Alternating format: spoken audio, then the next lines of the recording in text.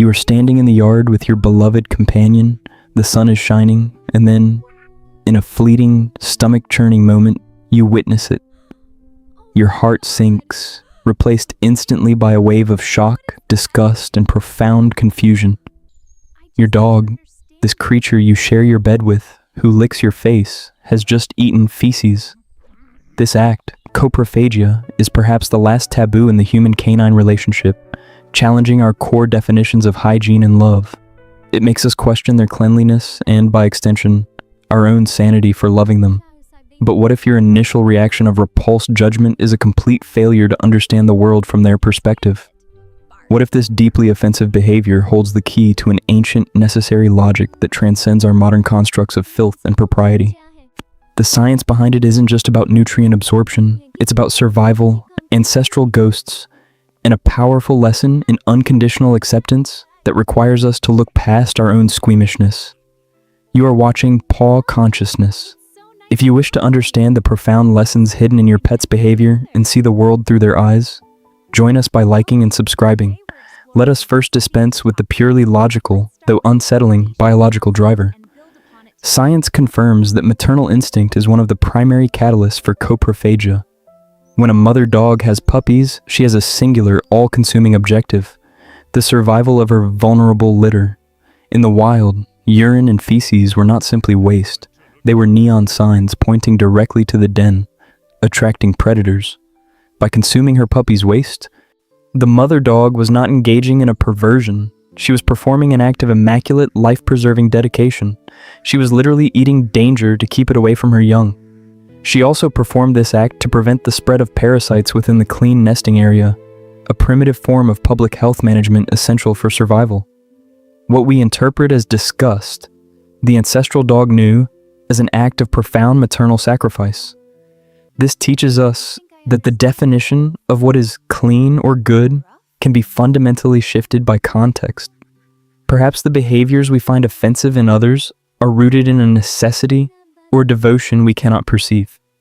It forces us to ask, do we judge the appearance of the act or the ultimate motivation behind it? The mother dog, driven by survival, chooses safety over aesthetic preference. Beyond maternal care, the consumption of feces can be a desperate signal from the body itself. Science has shown connections between coprophagia and enzymatic deficiencies, particularly regarding the pancreas. If a dog's pancreas is not producing enough digestive enzymes, it cannot break down food effectively, leading to malabsorption.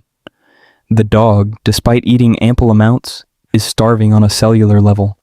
In this state, instinct takes over, bypassing human-imposed sensory definitions. Feces, specifically the feces of other animals that have different digestive systems, such as herbivores or cats, contain residual undigested nutrients, fiber, and importantly, missing digestive enzymes and bacteria.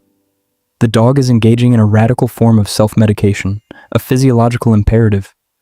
We see this with dogs drawn to cat feces, which is often high in protein. It is a pragmatic, immediate response to a life-threatening scarcity. This is a powerful, perhaps uncomfortable Stoic lesson.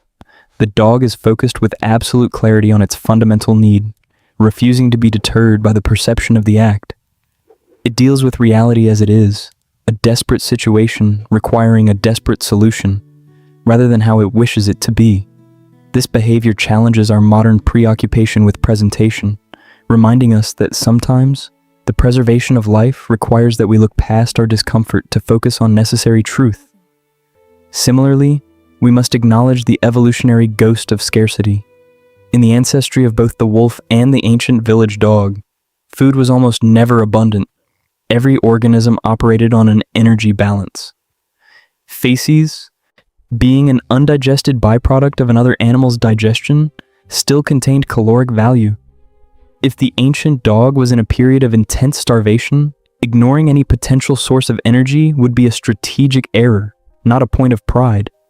When your well-fed modern dog engages in this, you may be seeing an ancestral program running in the background, a memory of a time when everything must be consumed. Modern convenience has sterilized our environment, but it has not sterilized the genetic memory of survival. We view this through our anthropocentric lens of plenty, but it is an echo of biological pragmatism and the Stoic practice of accepting what nature provides, even if what it provides is not aesthetically pleasing. The dog does not overthink the nature of the waste. It assesses the value with raw, primal honesty. Yet, many and perhaps the most unsettling forms of coprophagia are behavioral, stemming from environment or psychology. Dogs are sensory creatures who understand their world primarily through their nose and mouth. For a puppy, feces can simply be another object of exploration, no different from a stick or a toy. Their disgust is a cultural construct they have yet to absorb from us. It is often our dramatic, loud, and immediate reaction to this behavior that reinforces it.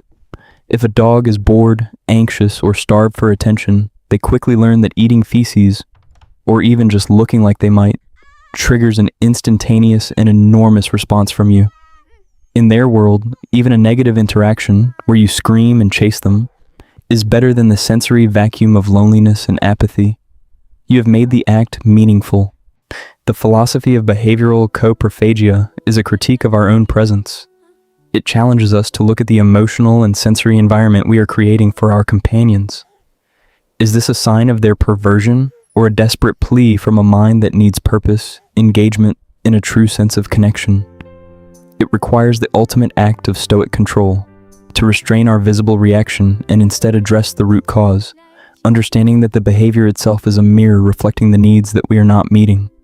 Finally, this act forces us to confront the entire philosophy of unconditional love and our own aversion to discomfort. Our relationships with our dogs are built on trust, intimacy, and shared physical space. When they engage in something we find inherently grotesque, it threatens the foundation of that shared intimacy. It is easy to love a creature that is clean and smells of perfume. The true challenge, the existential test, is to still love the creature that, in that moment, embodies your deepest definition of filth. Coprophagia is a training ground for stoicism, the practice of distinguishing what we can control from what we cannot. We can control their diet, their vet care, and their environment, but we cannot control the ancient biological and psychological impulses that trigger this act. Our disgust, our anger, our judgment, these are internal reactions we can choose to observe, master, and replace with compassion. This behavior forces us to practice the deepest form of love, acceptance. Can you look past the offensive act and still see the wonderful companion? Can you accept that they are not humans operating under our moral and aesthetic codes? They are but independent beings with their own logic, their own drives, and their own needs. This behavior challenges us to become better philosophers, to move beyond simple emotional reactions of offense and toward a place of deeper inquiry. It is not an intentional insult to your cleaning standards. It is a problem to be understood, a diagnostic puzzle from nature itself. What biological necessity is calling? What psychological vacuum exists? What ancestral program is active? Our dogs offer us unconditional love, but through actions like coprophagia, they force us to return the favor. They test if we can love them as they truly are, with all their ancient instincts and biological complexity, rather than loving a idealized, sanitized version of them. Before you turn away in disgust, before you react with judgment, pause. Now remember that you are witnessing something much deeper than just a transgression of hygiene. You are watching a living creature trying to survive, trying to tell you something, or trying to navigate its environment, all under the inescapable weight of its own evolutionary history. Soon we will explore a different, yet equally complex language of sense.